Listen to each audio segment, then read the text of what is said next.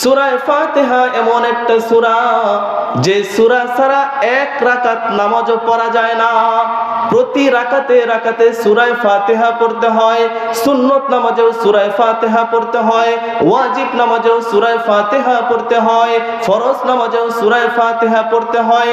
বান্দা তার হায়াতে এত সূরা ফাতিহা তেলাওয়াত করলো, বান্দা তার হায়াতে এত সূরা ফাতিহার তেলাওয়াত ইমাম সাহেবের মুখ থেকে শুনলো, আজ পর্যন্ত পৃথিবীর এমন কোন মানুষের এমন কোন অভিযোগ নাই, হুজুর সূরা ফাতিহা বহু শুনেছি, এটা আর মজা লাগে না, এই সূরা বাদ দিয়ে অন্য আরেকটা সূরা পড়ুন।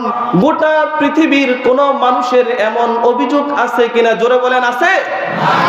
এই রকম অভিযোগ নাই। বরঞ্চ কি দেখা যায়, গরিব মানুষ, মূর্খ মানুষ একটু জমি বিক্রি কইরা উমরায় গেছে অথবা হজে গেছে, হজে যাওয়ার পরে মক্কার ইমামের পিছনে মাগরিবের নামাজ, আল্লাহু আকবার,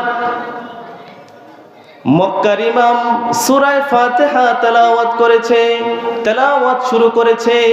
এবার এই লোকটা চোখের পানি ছেড়ে দিয়ে মনে মনে ভাবে, সারা জীবনের সূরা ফাতিহার তেলাওয়াত আর আজকে মক্কার ইমামের পিছনে সূরা ফাতিহার তেলাওয়াত, মনে হয় যেন এই মাত্র আসমান থেকে টপ টপ টপ টপ করে সূরা ফাতিহা নাজিল হইতেছে। সুবহানাল্লাহ। যতই পড়বেন ততই নতুন মনে হবে, যতই পড়বেন ততই নতুন মনে হবে।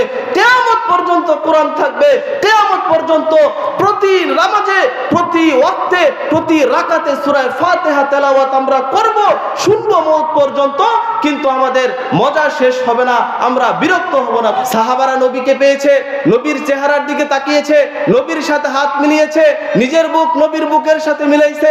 আপনারা আর কোনোদিন নবী পাবেন না, আপনারা কোনো সাহাবী পাবেন না, আপনারা তাবী পাবেন না, তবে কিয়ামত পর্যন্ত আপনারা হক্কানি আলেম পাবেন। এমন আলেম এই জমিনে আছে যে সে ফাঁসির দড়ি গলায় নিবে কিন্তু জালেমের সাথে কখনো আপোষ করবে না। এইরকম আলেম বাংলার জমিনে এখনো আছে। এই ধরনের আলেম যখন আপনারা পাবেন, তাদের সাথে মুসাফা করবেন, তাদের কাছ থেকে দোয়া নেবেন, তাদের সাথে হাত মিলাবেন, আপনি যেন নবীর সাথে হাত মিলাইলেন। বলেন সুবহানাল্লাহ।